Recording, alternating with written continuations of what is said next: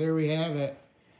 I just slid this front clip off the Polaris underneath the tractor, and I'm thinking I'll have to trim the frame a little bit to clear that steering horn, and then I'm gonna just build a sub mount or subframe to bolt this whole front section to the tractor.